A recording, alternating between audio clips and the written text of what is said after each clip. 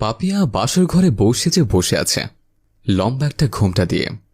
এদিকে নওশা সেজে মুন্না পাশে এসে বসলেন।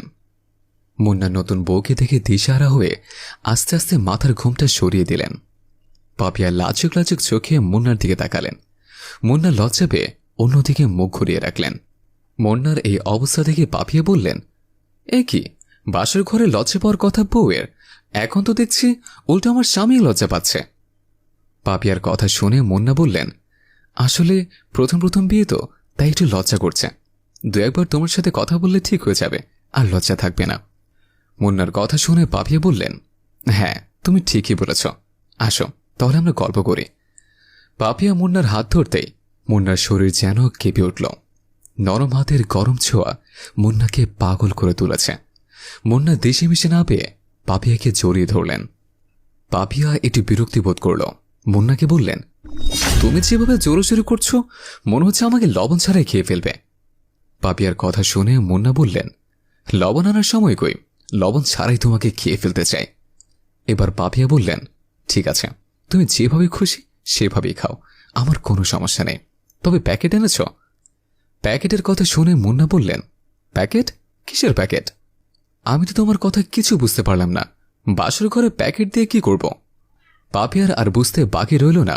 মুন্না একটা বোকা ছেলেকে বিয়ে করেছে পাপিয়া।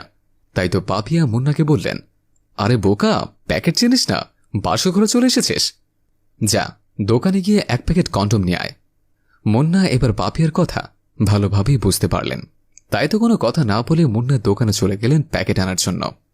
মুন্না বাইরে চলে যাওয়ার পর খাটের নিচ থেকে পাপিয়ে শুভকে টানতে টানতে বের করে খাটের উপর শুয়ে দিলেন। শুভর গায়ের উপর শুয়ে পড়লেন। বলতে লাগলেন, দেখলি আমি তোকে কতটা ভালোবাসি, আমার স্বামীকে প্যাকেট আনার বাহানায় দোকানে পাঠিয়ে দিয়ে তোর সাথে বাসর করব।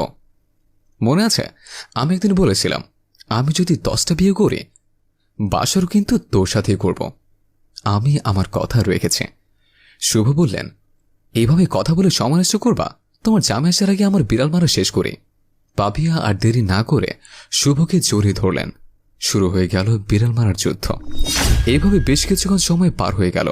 পাপিয়া আবারও নতুন বসিয়েছে বাসর ঘরে বসে আছে। এর মাঝে খুশি মনে মুন্না প্যাকেট নিয়ে পাপিয়ার কাছে এসে পাপিয়াকে ধরতে যাবে। এমন সময় পাপিয়া মুন্নাকে ধাক্কা মেরে বললেন, এত সময় লাগে একটা জিনিস আনতে? এখন ওই পাশে শুয়ে থাকো, এখন আমার মুড নেই। বিড়াল মারো আর যাই মারো, আগামীকাল মেরো। এই কথা বলে পাপিয়া ওখানে শুয়ে পড়ল। মুন্না বোকার মতো বসে বসে ভাবতে লাগলেন, আমি কোন মেয়েকে বিয়ে করলাম, বাসরাতে বিড়াল মারতে পারলাম না, বাকি জীবনে কি আর বিড়াল মারতে পারবো? এভাবে বসে থাকতে থাকতে মুন্নার বাসরাত পেরিয়ে গেল। বন্ধুরা, এটা হতে পারে কারো জীবনের একটা গল্প, দয়া করে ভুল বুঝবেন না।